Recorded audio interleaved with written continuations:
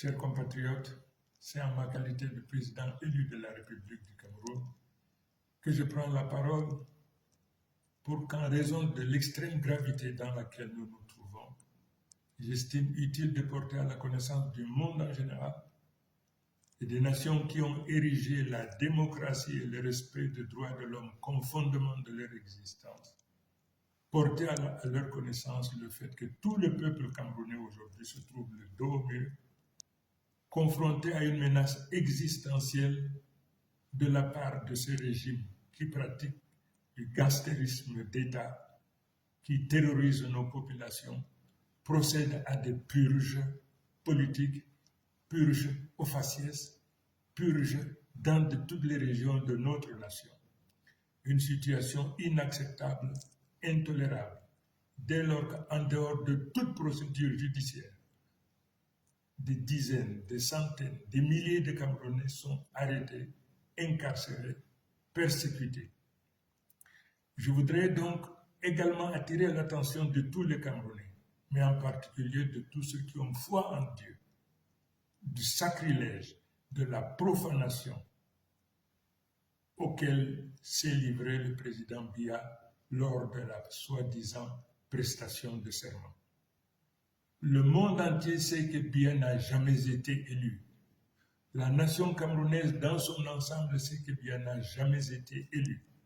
Mais qu'il se permette de poser la main sur la Bible au nom de Dieu. Il apparaît donc aujourd'hui à tout le monde que pour M. Biya, Dieu n'est qu'un instrument qui lui permet donc de réaliser ses basses besognes.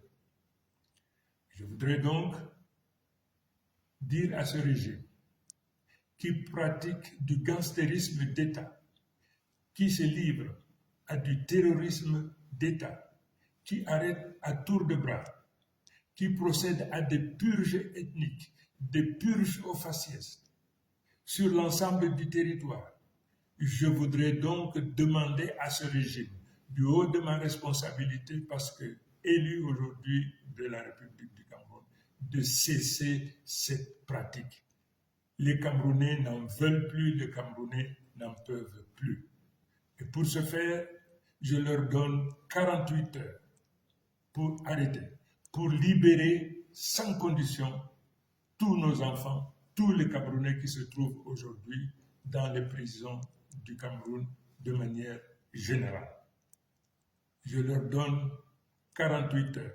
Faute de quoi, le peuple camerounais se retrouvera en légitime défense et se sentira libre non seulement de se protéger, mais également de tout faire pour protéger leurs enfants et les récupérer partout où ils se trouvent. Voilà l'information cardinale que je me devais de porter à la connaissance de tout un chacun, mais en particulier, une fois de plus, le divorce désormais qu'il y a entre le président Biya et les religieux, quelle que soit leur obédience. Je vous remercie. Ce discours de Chiroma Bakary révèle une escalade dramatique dans la confrontation politique au Cameroun. D'emblée, il se présente comme président élu, une revendication qui conteste directement la légitimité de Paul Biya et place ce discours dans le registre de la contestation radicale du pouvoir en place.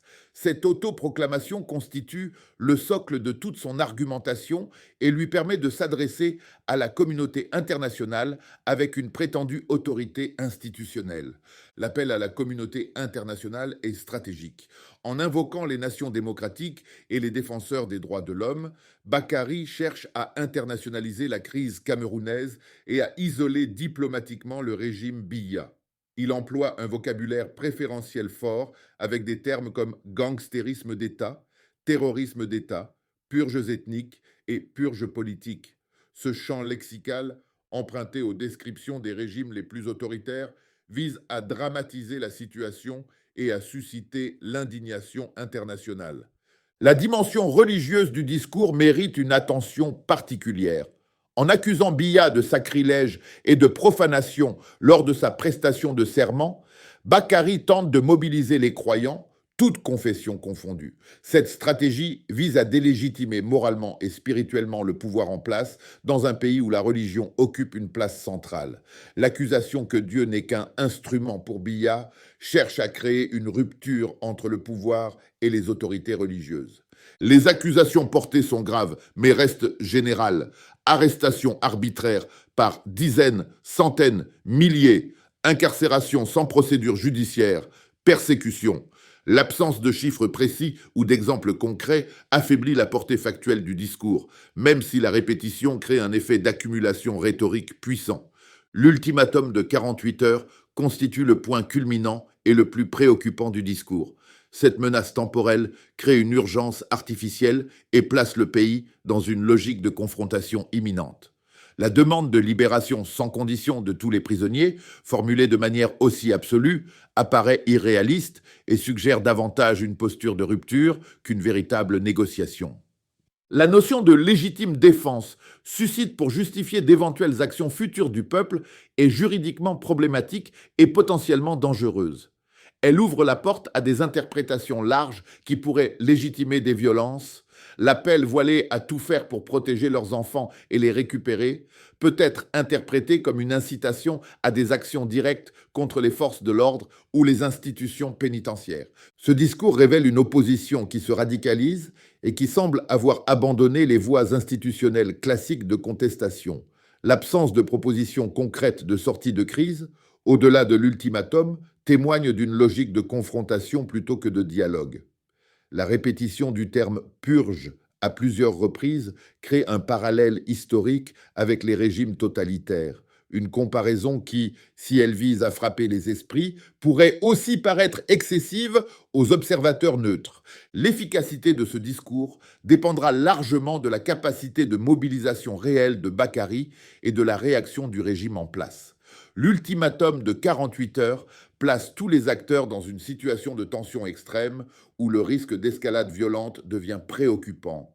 Cette rhétorique de l'urgence et de la confrontation, si elle peut galvaniser une base militante, risque aussi d'isoler l'opposition modérée et de justifier une répression accumulée de la part du pouvoir en place.